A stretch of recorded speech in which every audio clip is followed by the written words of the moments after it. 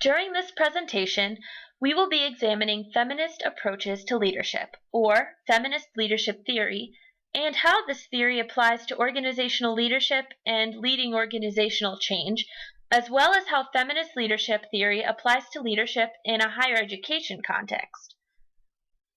Prior to analysis, it is necessary to provide a working definition of feminist theory as applied to a leadership context. While several definitions for feminist theory exist, perhaps the most relevant and reviewed in a study by Rebecca Ropers-Huelman and Kelly Winters is as follows. Feminist theory is the assumption that men and women have different experiences. Women's oppression is not a subset of some other social relationship. The oppression of women is part of the way the structure of the world is organized, and one task of feminist theory is to explain how and why the structure evolved. Another definition which will prove beneficial is that of the term traits, as is applied to masculinity and femininity. Masculine and feminine traits, as defined by Gerzema and D'Antonio, are those characteristics perceived globally and traditionally as male or female or neither in nature. Michael Gurian and Barbara Annis explain that traits should not be confused with gender roles or the cultural shifts in use of gender as a result of cultural context, although these traditional roles do affect an individual's perception of masculine or feminine traits. As such, a feminine approach to leadership is not exclusive to women in leadership. Even those organizations which are largely composed of male leaders can utilize a feminist approach.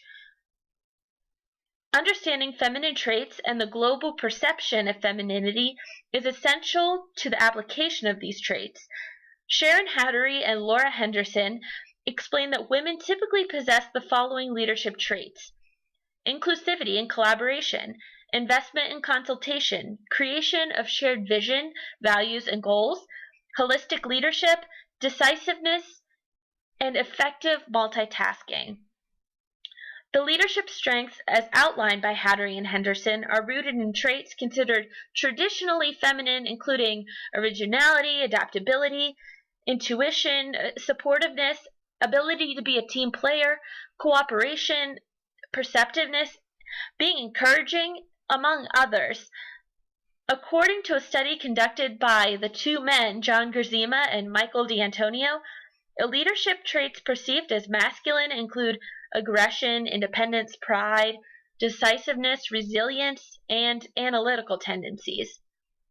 This is not to say that all traits are either exclusively masculine or exclusively feminine, especially as feminists can view women's leadership styles in vastly different ways, according to Kathy Kozlowicz. Various feminist scholars argue that women ought to work against traditional norms to establish themselves as figures of authority. That's to say, for women to rise to the highest ranks in business, we need to unwind some of our traditional thinking and break our own rules, according to Jill Flynn and her co-authors Dr. Catherine Heath and Mary Holt. These women also encourage others to break the metaphorical feminine molds of adaptability and cooperation to pursue being bolder, taking risks, and pursuing competitive endeavors. In other words, conforming to a masculine mold of leadership. Likewise, former Marine Corps officers and authors Angie Morgan and Courtney Lynch encourage suppression of behaviors that are associated with women, such as crying in the workplace. Yet, other scholars argue that feminist traits contribute to the effectiveness of leadership. Margaret Page explains in her Gender, Work, and Organization article that women are integral in organizational processes, like, quote, information sharing, coaching, networking, managing diversity, strategizing, challenging, problem solving.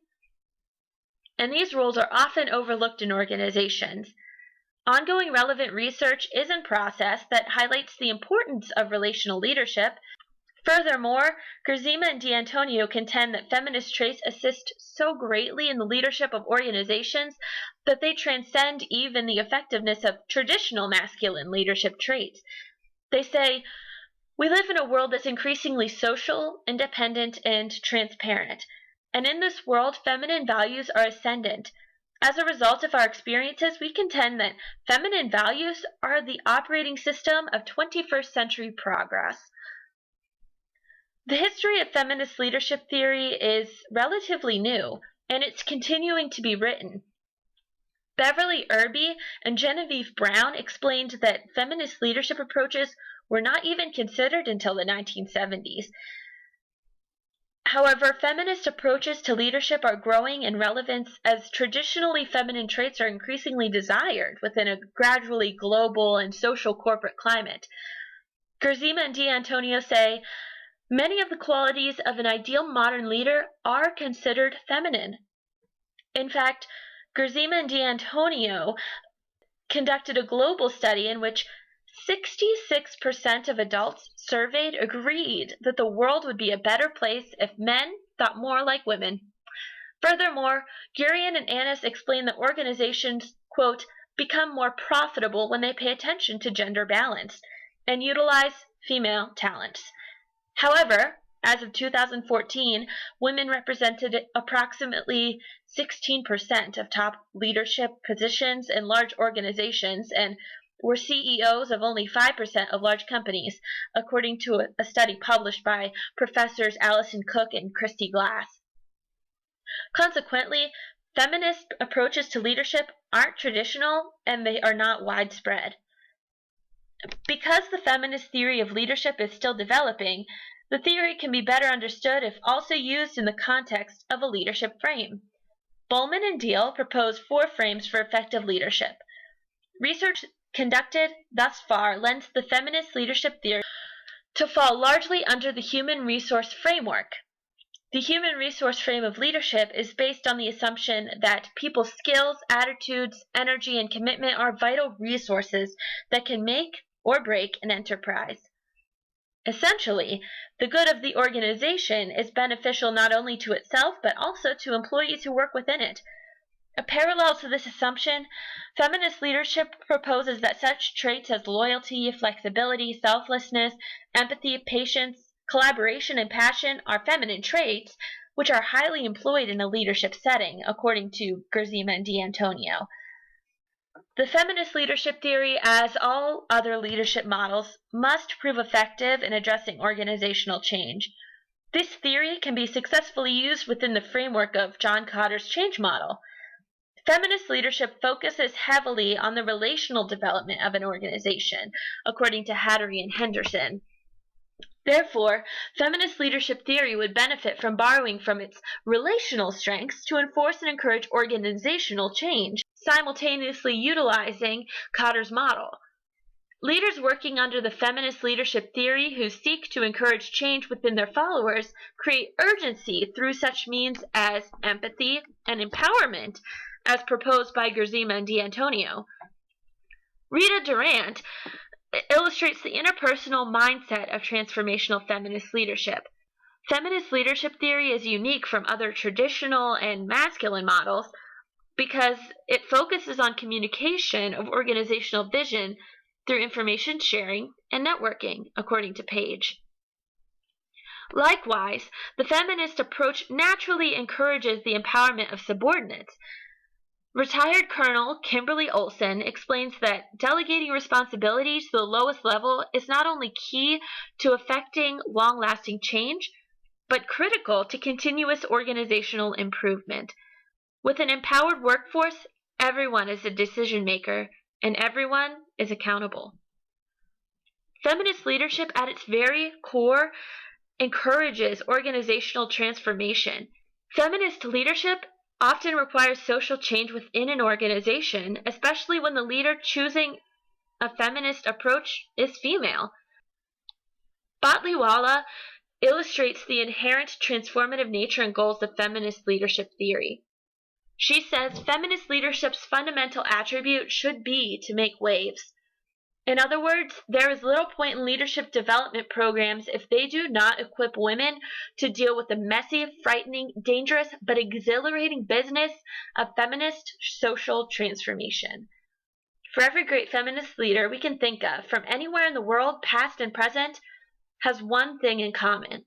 She led by challenging and disturbing the status quo. The feminist approach to leadership in institutions has not yet seen wide use, possibly as a result of low general female representation in leadership roles, as examined by Cook and Glass.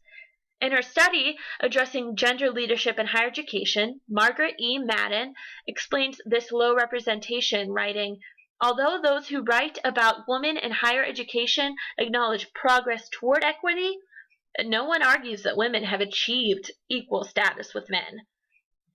The nature of institutions of higher education and the climate of prestige doesn't really help in increasing the prevalence of women in positions of leadership. Institutions that employ female leaders are not inevitably institutions led by feminist theory. However, examining data about institutions which have female leaders is reflective of institutional reception of a feminine approach to leadership. In other words, if an institution is not receptive to female leaders, how then will such an institution adopt a feminist theory?" Audrey Williams June explains in a Chronicle of Higher Education article, about 33% of community colleges have women as presidents, 23% bachelor's and master's level institutions, and 22% doctoral institutions. While the acceptance of feminine traits in leadership is steadily growing, there is still much to be achieved in employing female leaders within institutions of higher education. However, the feminist theory of leadership may prove highly beneficial in a setting of higher education where networking, globalization, and advancement are highly valued. Likewise, institutions of higher education are constantly changing and could benefit from leadership highly accustomed to and encouraging of organizational change.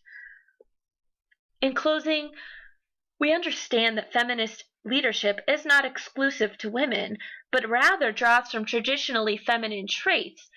Feminist leadership theory draws from attributes which are not only becoming highly valuable in the corporate world, such as social networking and globalization, but are highly necessary in an increasingly diverse corporate climate. Feminist leadership encourages networking, globalization, and relational awareness within an organization.